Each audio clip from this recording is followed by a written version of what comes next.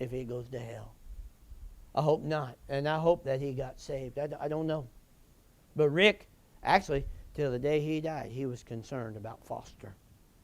And that he, in a moment, in a twinkling of an eye, he's going to come and claim his children. Are we ready?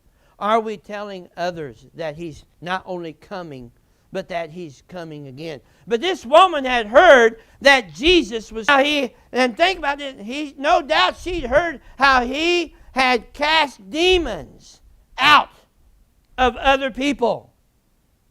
She may have heard about the maniac of Gadara, how we refer to him.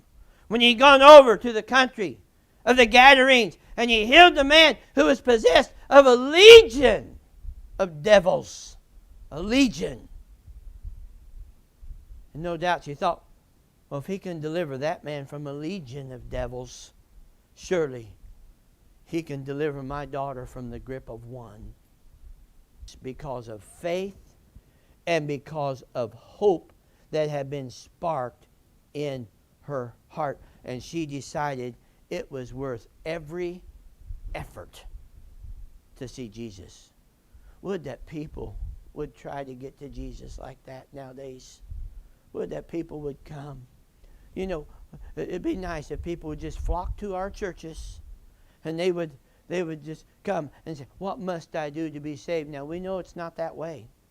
Maybe every once in a long while, someone will come like that. Oh, listen, a while back we had a man come we had a precious man come that was not saved. And he had got a diagnosis of cancer. And by the time it was diagnosed, it was bad. And it was coming on strong. And one of our ladies who had worked with him years ago talked to him. And she said, if you would just come to our church, said our little church, said our people will pray for you. And he came, and the truth is, that night, our men, we all went down in the basement, and we all stood around him, and we prayed, and we asked God if it would be his will that he would heal him. And that man started coming to our church, and he started, and he went in the hospital. And very shortly after he came, went in the hospital, and I went over, and I visited him, and I prayed about that we would have time to talk. And the Lord answered that prayer. And I stood and I talked and I shared the gospel of Jesus Christ and how Jesus loved him and how Jesus wanted to take him to heaven. And in his hospital bed, he bowed his head and he prayed and he asked Jesus to come into his heart and to save his soul. Thank God. Thank God that he wanted to be saved. See, he was desperate. He was searching for the truth. The Bible says the truth will not set you free. The truth will make you free. And the Bible says you're free indeed. And I'm going to tell you something. Brother Dan Simpson asked Jesus to come into his heart and save his soul. And Brother Glenn, Gloria, when he was saved, he looked up at me and he said, Pastor, says it feels like a big load has just been lifted off my shoulders. And I told him, I said, that's real good evidence that you got saved. Because that's exactly what happens when we come to Jesus with our sin and with all of our life and all the cares, and we give it to him. And we take our burden to the Lord. And we give it to him. You know, he comes and he gives us his righteousness and takes those burdens away. Oh, thank God. When he searched for the truth and he found the truth, he accepted it. This lady had heard about Jesus and she heard the truth about the Christ and she accepted it, and she knew that he was the answer that she was searching for, and she wasn't going to let the disciples or anybody else get in her way. It's like blind Bartimaeus. He sat by the roadside, Jesus, thou son of David, have mercy on me. And when the disciples told him to be quiet, he just yelled that much louder, and I think this lady was the same. She knew that he was the answer. Listen, Jesus is still the answer. He's always been. He always will be. He is right now. He's the answer for you. He's the answer for me. And this lady knew it. And this lady knew it. And because of her faith and because of her hope, she decided it was worth every effort for her to see Jesus. She knew she needed something that society had not been able to provide. She needed something that dead religion had been powerless to give her. She needed a solution that she had not been able to provide by her own self-efforts.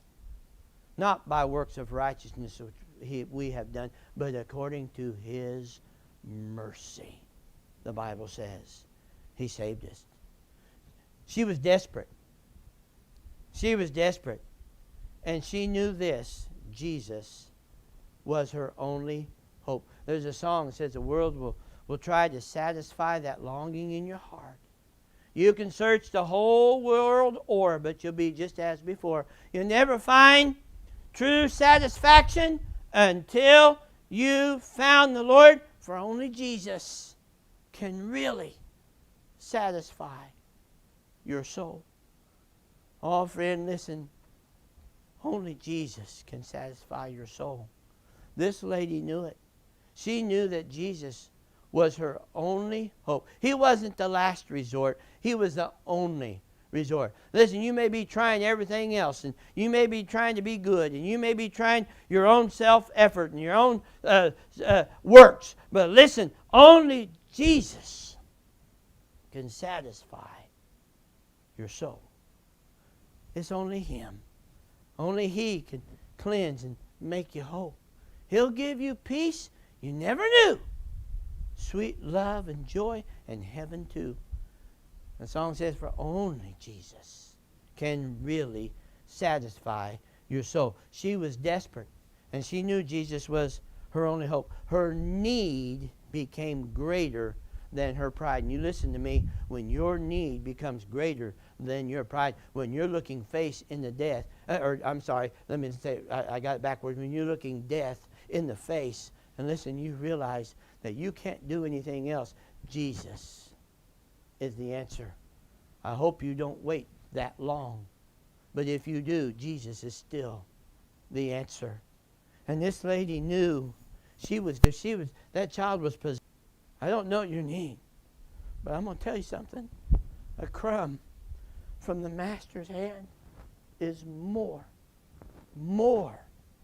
than enough. And she realized it. Whatever your need is in your life today, let me encourage you, do as this woman did and get to Jesus. Trials and temptation. Is there trouble anywhere? We should never be discouraged. Take it to the Lord in prayer. You may think, I don't have a friend in the world. That's not true. Because what a friend we have in Jesus. You may not have any other friends, but you have a friend in Jesus. Oh, take it to the Lord in prayer. Regardless of what you face in life today. Too many mountains. There's a song, when I was growing up, there's a group called the King's Travelers. It was a trio. And the King's Travelers, Brother Dan Tony sang with them. And they sang a song that says, one more mountain to climb. Let me try it again. One more river to cross. One more mountain to climb. One more valley that I got to go through. And I'm leaving all my troubles behind. Jesus can move your mountains. Jesus can meet your needs. I don't care what that need is. You may say, this is too big for Jesus. No, nothing is too big for God. Our ladies sing a song, is there anything too hard for God? There's nothing too hard for God. He can meet your need. Jesus can touch your loved one. I've seen folks who I thought were hard